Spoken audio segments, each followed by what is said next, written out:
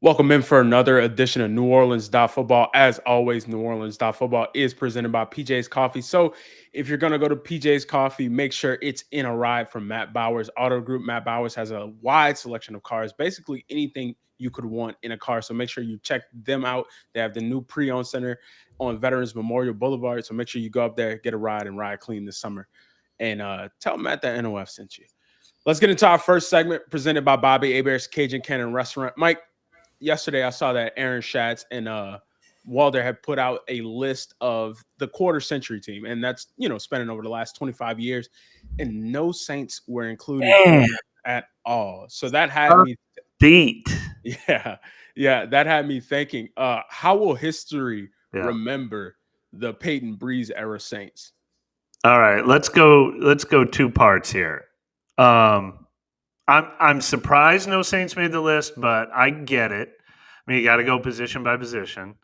And Drew Brees not being on this, I mean, this is almost his legacy. Yeah. What was he, a 4-time MVP runner-up who never won it? But every time somebody beat the MVP, it was like an all-time great player having an all-time great season. Right. And then that like all-century team comes out, and he's the 11th quarterback when they had 10 spots. And he played in the era of Tom Brady and Peyton Manning. No one is going to second guess them being on this list. They went with 3 quarterbacks. They went with Mahomes. I get it. When history's written, those will probably be the 3 best quarterbacks of all time. They left Aaron Rodgers off the list too, and frankly, they might have picked Rodgers over Brees. Did Rodgers win 3 MVPs or 2 MVPs?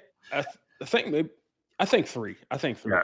I think Brees versus Rodgers, when history remembers them, Brees might end up being remembered. I always thought with Brees, timing was tough. No, Rodgers didn't win 4 MVPs. 4, 2011, 2014, 2020, and 2021. Wow. And Brees got 0. But, like, I think Brees could be remembered more fondly than, like, a Dan Marino or a Brett Favre. His career was very similar to Dan Marino, the yardage totals and everything like that. But it's like those guys came first, and he didn't supplant them from lists like this. But, yeah, look, I understand why Brees didn't make it, but maybe they should have made some sort of exception because he's one of like the 50 best players in NFL history, and he's not on the all-quarter century team. I didn't think Alvin Kamara would be on it, but I'm surprised Priest Holmes is. But that Christian McCaffrey, I get it. Derrick Henry, I get it. LaDainian Tomlinson, they listed as I get it. And then, wide receivers, as much as we love Marcus Colston, he's not going to make a list like this. Tight ends, Jimmy Graham's not going to supplant Gronkowski, Kelsey, Gonzalez. I thought Jari Evans would make a list like this, but Zach Martin and Marshall Yanda, you can't complain about that. And then I think Cam Jordan probably really close. Even though they didn't list him among their 6 names, if they're putting Jared Allen on the list, he did have 130. Cam could go in there, yeah. But Peppers, Garrett, DeMarcus Ware, and then they listed their honorable mentions were T.J. Watt and Michael Strahan. So Cam's right on the cusp. Linebackers, DeMario's got to be right on the cusp. Obviously, I'm not taking Ray Lewis off the list, but guys like Bobby Wagner and Levante David and Luke Kuechly and Derek Brooks get mentioned. I think the next wave includes Demario Davis. So it's just really tough. Like, I think if this was, if you put the 16-member practice squad, the 90-man roster together, you might have 6 Saints on it.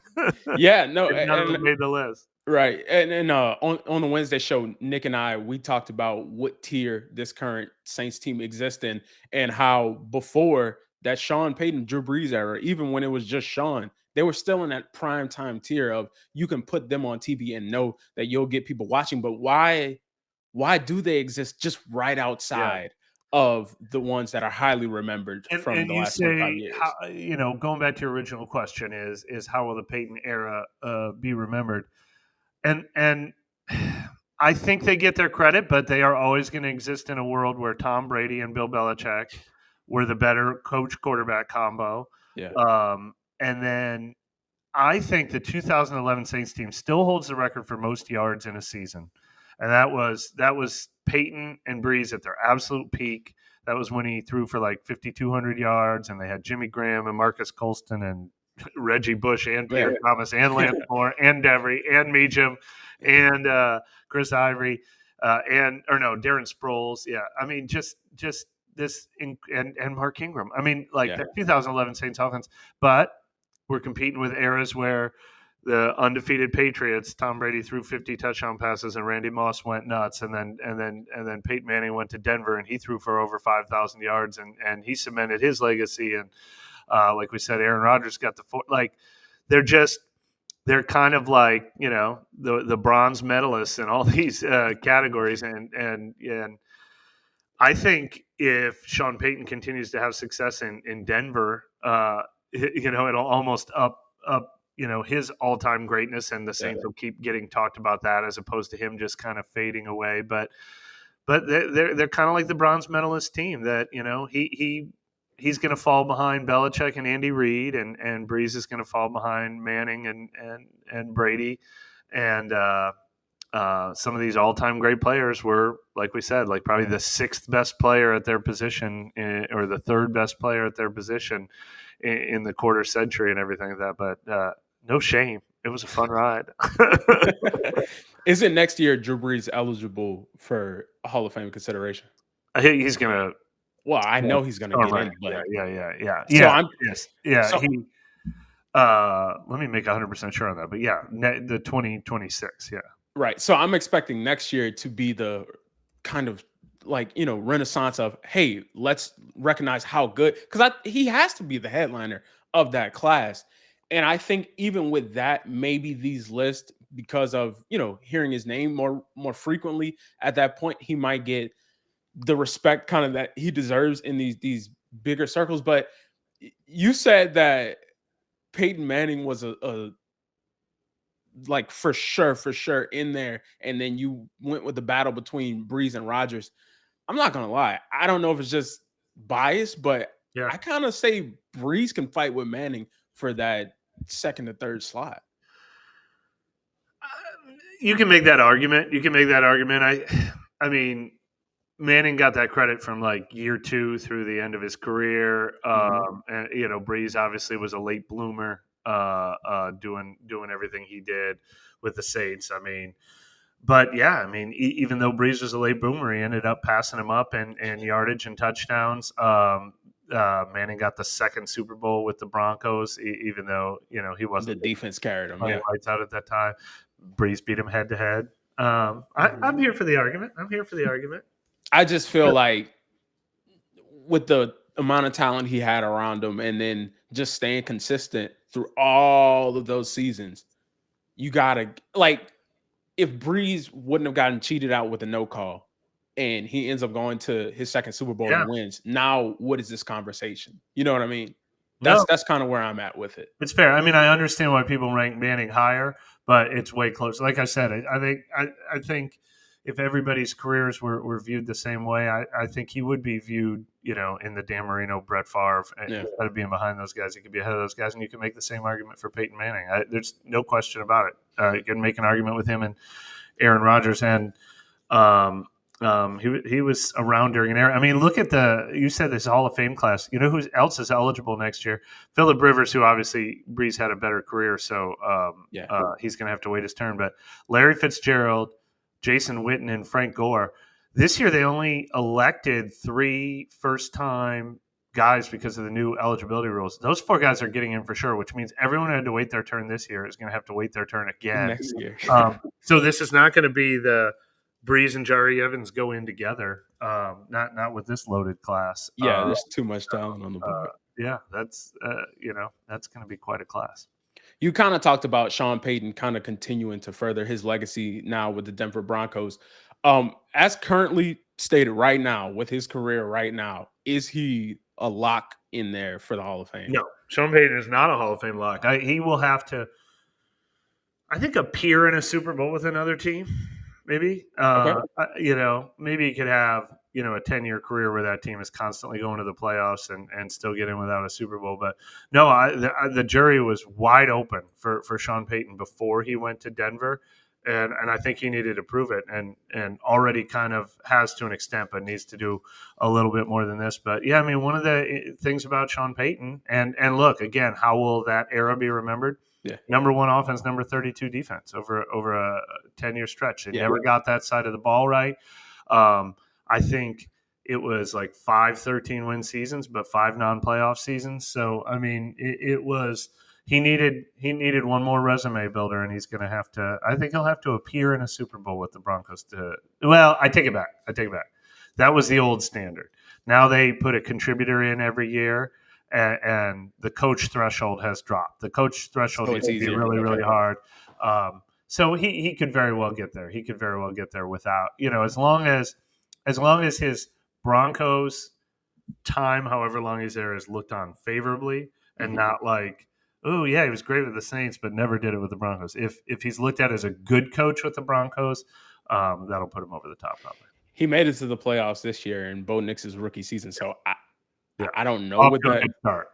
Yeah, I don't know what that continues to be moving forward, but it's just kind of something to think about as wow, the Saints were this on and popping team of the late 2000s, early 2010s, and throughout that span. But now with that one no call, and I'm not just blaming it on that. There were other opportunities. The Jared Cook fumble. A lot of stuff to get in. The 49ers, a lot of stuff to get into on what kind of keeps them out of certain situations. But that was their best team, 2011, man. That 49ers game. They replay that game 10 times. They win 9 out of 10. They really do. I mean, yeah. It was almost impossible to lose that game. And look, there's a no call in there. There's or not a no call. I mean, there's a Minneapolis Miracle in there. I mean, they were a duo. They were a coach. They were a quarterback who deserved to at least have 2 appearances, if not 2 wins. But thank goodness they got their one. That would be, just heartbreaking if that team never got to the top. So it's a good thing it all happened for them that one time. Yep. Now that'll take us actually into our next segment presented by Shawbear Insurance, the Earhart Agency. You talk about the Saints getting their one. One of the premier plays of them getting their one, kind of putting a bow on it, was the Tracy Porter interception. Tracy Porter, along with Brett Maxie and several other people, were inducted into the Saints Hall of Fame yesterday. They had a ceremony, kind of celebrating some other people. Steve Gleason was celebrated. The late Ed Daniels was celebrated. So kind of talk about that ceremony and their contributions to the Saints as a whole. Yeah, Ed Daniels was probably the shoo-in of that class, right? Oh, yeah, for sure. Just an icon, not only because he covered the Saints for the media, but he made himself part of the fabric of the community with all he did for high school sports. I feel like high school athletes in New Orleans, talk about Ed Daniels in the same reverent terms as Sean Payton and Drew Brees. It's he's an all-timer, man. But yeah, the two, and then Steve Gleason, we could talk about for days. And they basically created a award to make sure he's properly being honored. But the 2 guys that were enshrined for the standard rules of their playing career, that were Tracy Porter and Brett Maxie, both who had to wait a while. Brett Maxie longer than Tracy Porter. Porter's interesting. I covered his entire career, and I remember it. And I've been in those rooms with the Saints Hall of Fame with it's always longevity versus peak is a huge debate. Yeah. And even I, had forgotten he was only here for 4 years. Tracy Porter, 2nd round pick, obviously, but as soon as he became a free agent, he moved on. And a couple of those years were cut short by injury. So his first year, he only played 5 games. And then 12, 12, and 14. So what is that? 26, 38, 43 games as a Saint in the regular season, and then another 6 in the playoffs because that team was going to the playoffs every year. But so his case was borderline, if not for those 2 plays. But his case is a no-brainer when you consider they're probably the 2 best defensive plays in Saints history. The pick 6 that cemented the Super Bowl, jumping that route, knowing exactly where he thought Peyton Manning was going to go on that pass to Reggie Wayne. But then, just as importantly, arguably, 2 weeks before that against Brett Favre, which Brett Favre keeps getting mentioned in this podcast. Probably the worst play of Brett Favre's career. He should have had a 2nd Super Bowl, and he totally blew it by pushing the envelope, and Tracy Porter made him pay for it. The other thing Porter did that was super important to those years is Jabari Greer was a little bit more of a number 1 corner and Porter a number 2 corner, if you even want to call it that. But being able to trust your corners the way Greg Williams in particular got to trust those corners and just tee off and blitz and sack the quarterback and force turnovers. when you can trust your cornerbacks, it makes your entire defense go. And it's a big reason why, Dennis Allen had that success from 2017 to 2020 when he was able to trust Marshawn Lattimore. And it's a huge question mark with this team right now. Like that drives the train back there, man. And that's what kind of I was going to get into, looking at the modern times right now. Like, where do players on this team, how do they fit into that DNA kind of not even just being champions, because that's a whole collective thing, but individual pinpointing players that kind of have those, all right, well, this is a person that can be trusted and be built upon. Because we've been talking about it for like the last couple of months about how this young nucleus has to come together for this team to be successful moving forward. I almost brought up Porter's name in a show that we were recording recently as give me Tracy Porter with Kool-Aid McKinstry and I'll feel a lot better about this team. Now, obviously, there is the potential to be even better. Yeah. I think Porter falls in a similar bucket as Paulson Adebo for modern times. If people want to know kind of like how to grade him and what kind of player he is, Paulson Adebo, if he also intercepted Pat Mahomes to win a Super Bowl, to put the exclamation point on it, but. Yeah, I think it would be a success for the Saints. Look, they were both second-rate picks. As a matter of fact, where was Kool-Aid picked? Was he picked 40th? Yeah, I think so. No, that was Tyler Shutt, but let's see. Yeah. What was Kool-Aid? Because Tracy Porter was picked 40th. Kool-Aid was picked 41st. There you go. I think Tracy Porter would be a success. Now, the Saints should want more, but I think you're off and running. That's a really good way to characterize. He's probably a number 2 corner, but he was a surefire starter. Like I said, Paulson Adebo is a good comp, and it would be a huge disappointment if McKinstry doesn't get to that level with his pedigree and where they drafted him. But that's a good baseline for that. That helps the team quite a bit. I mean, you need foundational pieces. You need your Drew Breeses and your Jari Evanses and guys who are in Hall of Fame conversations. Yeah. But you also need your totally reliable, above average, dependable starters who can make big plays in big moments. If Kool-Aid had Tracy Porter's career, that would go a long way to rebuilding the talent base of this team. And then Brett Maxie was a safety with 15 interceptions. I'll take that from any safety. He did it over, I think it was 8 years with the Saints. He was part of, speaking of being a supplemental part of some of the best defenses in NFL history, while the Dome put he was the Dome Patrol doing their thing. So, let me see how much he overlapped with the Dome Patrol. He was 85 to 93. So that was like right around when Jim Mora got here. Some of all the playoff success or playoff appearances that they had in that era, he was a real underrated part of it because of the Dome Patrol in there. So it was awesome to see him get his due. He was really emotional about it. He's been a coach. Funny enough, he went and played for the Falcons, Panthers, and 49ers, and I think he's coached with both the 49ers and the Panthers since. So maybe he had to pay his dues for consorting with the enemy too. What did it used to be? The NFC West? Yeah. New Orleans in the NFC West. Yeah. Okay. Whatever since. Oh no, he's coached for the Falcons too, man. Oh man, he's been through it. And the Buccaneers. He also threw in coaching for the Buccaneers. Oh my goodness. He's completed the entire circle. With the enemy. We're gonna hit a quick break, and then when we come back, we'll continue the Hall of Fame discussion. Keep it locked to NewOrleans.Football. Rouse's Markets is voted best grocery store in New Orleans, best grocery store in Baton Rouge, Mississippi, Gulf Coast, Thibodaux, Houma, Hammond, Lake Charles, Mobile, year after year. Thank you for choosing us best grocery store on the Gulf Coast. Number 1. Thank you. Thank you. The number 1 grocery store in Mississippi, Alabama, Louisiana. 1 million customers a week can't be wrong. Welcome to Rouse's. The NewOrleans.Football show is proudly presented by PJ's Coffee. PJ's Coffee has some of the best drinks that you can find. They have locations all over the city. They have pastries and everything else you need to get your day started. So go check them out. Looking for the best insurance coverage at the lowest price? Look no further than Chabert Insurance, the Earhart Agency. They are a local independent insurance agency right here in New Orleans, specializing in home, flood, and auto insurance. At Chabert Insurance, the Earhart Agency, their dedicated team will shop every available carrier in the market, ensuring you get the most comprehensive coverage at the lowest possible price.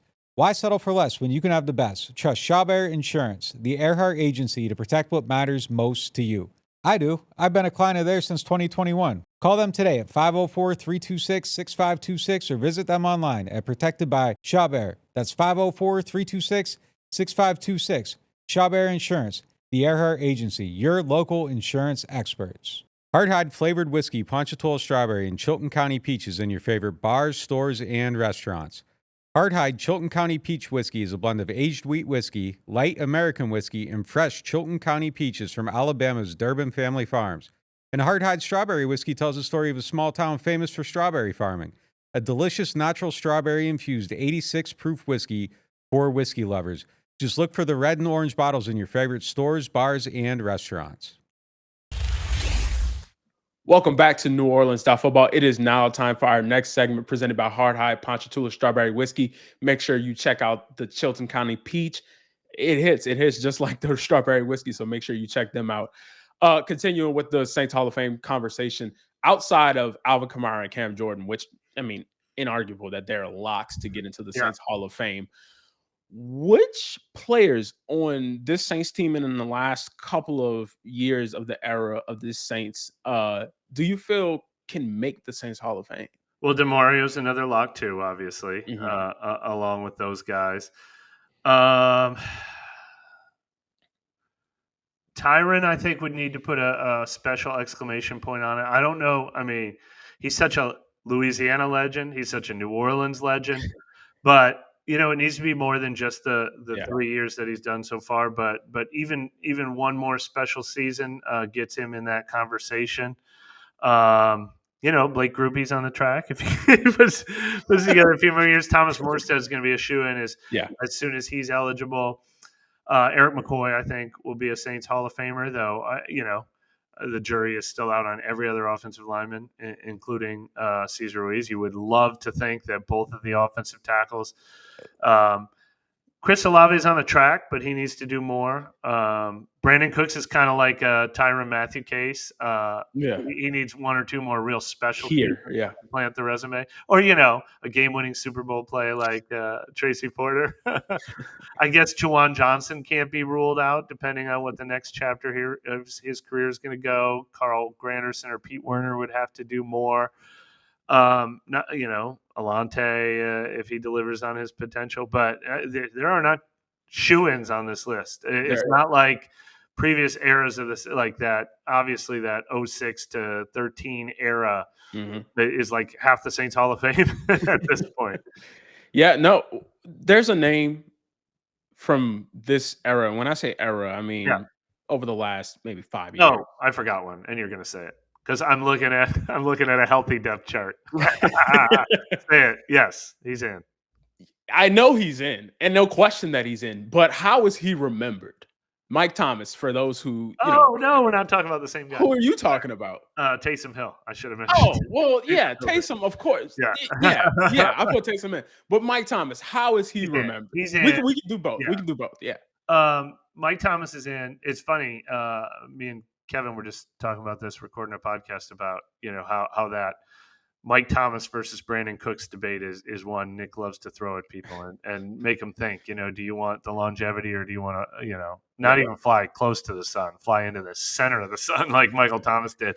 Right. And I'm typically a Michael Thomas guy in these conversations. Like, what I like about Michael Thomas's career, though, is you can't just have the 1 year. You can't just have I was the NFC or the NFL Offensive Player of the Year with 149 catches, 725 yards. But the year before that, he had 125 catches for 1,400 yards. The year before that, he had 104 catches for 1,200 yards. As a rookie, he had 1,100 yards. I mean, like 4 years that you can put up Yeah. against any 4-year stretch of any receiver that ever played this game. And then his demise meets with the demise of the current team. Those 3 of those 4 years I just talked about were playoff seasons, and then the year he got hurt, they did make the playoffs, and then he never was himself again, and they haven't been back to the playoffs since. I mean, he would have been on that list we talked about in the opening segment if he continued on the track he was on. I mean, there are very few Saints we talk about, and Drew Brees is one of them. But even as we just illustrated in the opening segment, DeMario Davis and Cam Jordan, just like 2 elite, all-time great players who might make the Hall of Fame, especially in Cam's case. There's still 5 other guys at their positions talked about in higher terms. Michael Thomas was one of those rare players who he was the best receiver in the NFL at his peak. Number 1, the best. Right. So with Mike, you talked about how dominant he was in his first 4 years here. And then it just kind of all tailed off. And like you said, it tailed off with kind of the Saints. And now we're at this point where they're trying to rebuild it into something just recognizable kind of to the last 20 years. But since he is a lifer, how is he remembered? Positively. I mean, it's ultimately going to be positively, especially since, any of the negatives that you associate with him, he sort of won the war there, right? I mean, the people who are on the other side of any of those divides flamed out even more, whether we're talking about Dennis Allen or Derek Carr or whatever. I think everybody wishes Mike could come back. But look, I mean, it's a shame is what it is. And I mean, that's true of Ryan Ramczyk, and that's true of Marshawn Lattimore, and it's true of Marcus Davenport, and it's true of Taysom Hill. It might be true of, Chris Olave and Eric McCoy. And I mean, that's what this era is what they should have been. Man, I mean, you don't have to go back long.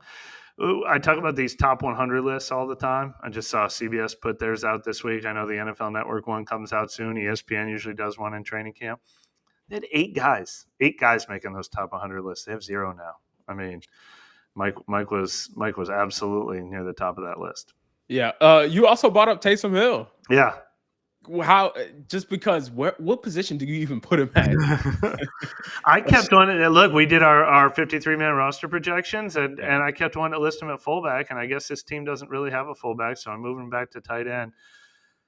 I can't decide how to characterize Taysom Hill's career. He's like what have we always said? The most underrated and overrated at the same time, or underused, and like, did he underachieve? Did he overachieve? I don't know. It depends on what set of glasses you look at it through. I know, man. But I feel like there was so much more.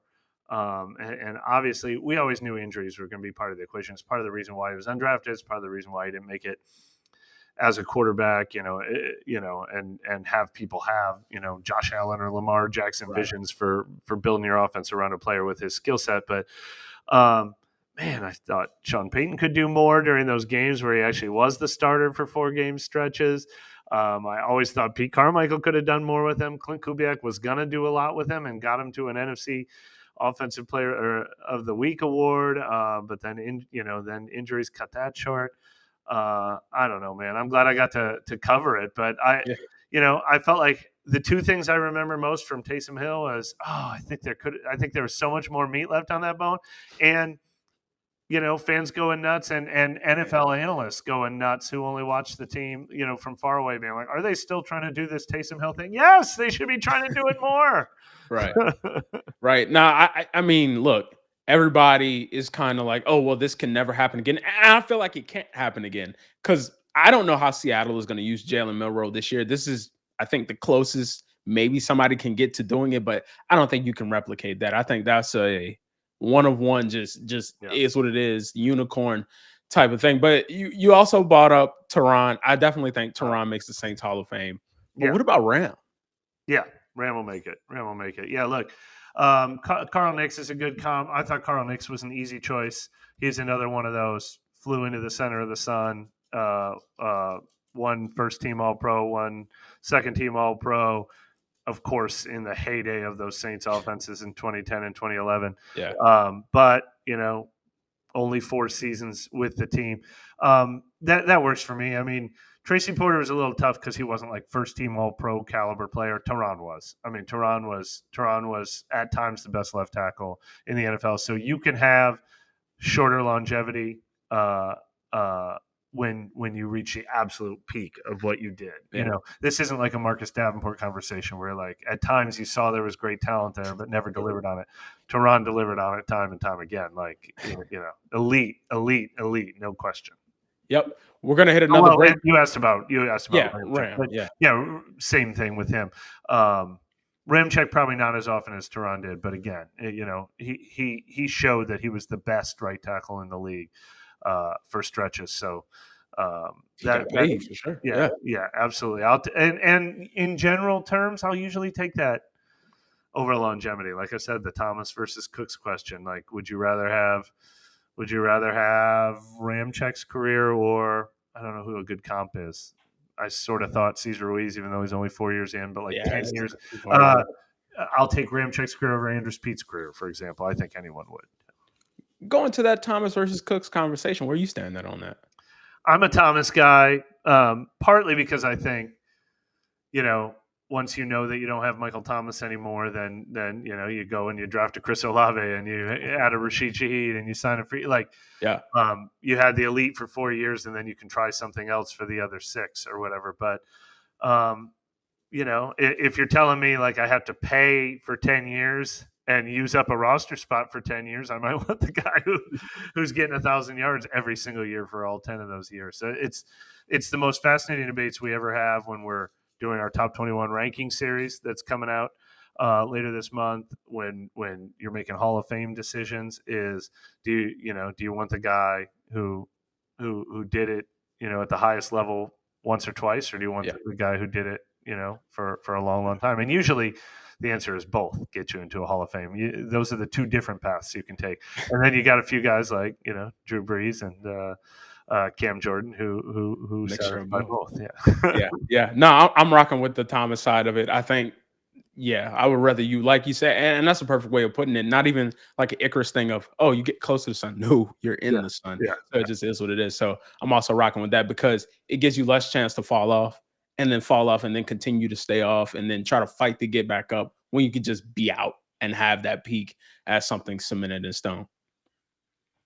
We're going to hit a quick break, and then when we come back, we'll have the Get Gordon question of the day. Keep it locked to NewOrleans.Football. I got hurt in a car wreck. Why should I get Gordon? Because when you're hurt, you need money. And I fight for the people of Southeast Louisiana every day. I got a client who injured their neck in a car wreck, $250,000. Another client was hit by a big truck and needed back surgery. I got them $700,000, and they deserved every single penny. That's what I'm talking about. Why wouldn't I get Gordon? If you've been hurt in a car wreck, just call me, New Orleans. Get it done. Call 504-800-8888. Bobby Hebert's Cajun Cannon Restaurant dropped some new apps, and they nailed every single one. The Southwest Chicken Egg Rolls, crispy, packed with flavor, and the Avocado Ranch seals the deal. Crab claws in a creamy Cajun sauce? Don't forget the French bread. And the fried chicken cracklings? Crunchy, sweet heat. You'll want your own plate. Open 7 days a week, and yep, they deliver late. Bobby Hebert's Cajun Cannon Restaurant. Delicious food, superior service. Attention Saints fans, don't let pests and termites invade your home field. Trust the team at Red Pest Solutions to tackle those unwelcome visitors. Call the Red Man today for unbeatable pest and termite control. Score peace with no pest. Visit redpest.com, REDDPEST.com. Welcome to the Queen Casino, where entertainment meets unparalleled customer service. From our days on the water to our new land experience overlooking the Mississippi River, our dedicated staff is here to ensure your visit is nothing short of exceptional. Whether you are coming or going, our well-lit parking lot and security team provide guests with red carpet treatment. Our security team keeps watch so you can focus on fun and fortune. From table to table, our attentive staff is here to serve up the ultimate experience. Join us at the Queen Casino. Your royal adventure awaits. Welcome back to NewOrleans.Football. It is now time for the Get Gordon question of the day, presented by Gordon McKernan Injury Attorneys. Mike, we spent most of this show talking about the Saints past and the Saints present, kind of with, you know, players on the team who are older and, you know, more towards the end of their career. But let's Aged. There we go. Word Bringing of it back, word of the baby. month. Yes, bringing it back. But let's look towards the future. Let's look towards the people that they've bought in this offseason as rookies and drafted. Which rookie are you most excited to see in pads? I mean, the answer is still Tyler Shuck, even though you put pads in that question, because it means there's going to be a pass rush. It means there's going to be a clock ticking. It means people are going to be pass protecting. And look, I'm going to take all the answers, and then you're going to have to get creative with yours. Obviously, the answer is Kelvin Banks, the first round pick. It was picked 9th overall. And you can only evaluate offensive tackles and pads. So they're the two answers, no matter how you want to phrase this question. Which rookies do you most want to see, period? Question mark, exclamation point. But my subtle answer to this question is Vernon Broughton. Okay. I'm really intrigued by his skill set, his combination of size and athleticism, and absolutely a guy we can only judge in pads. That position group is so crowded. Nathan Shepard will be back, so we'll see where he fits in. Yeah. Jonah Williams, we'll see. Was he just a placeholder this offseason, or is he really fighting for a starting job?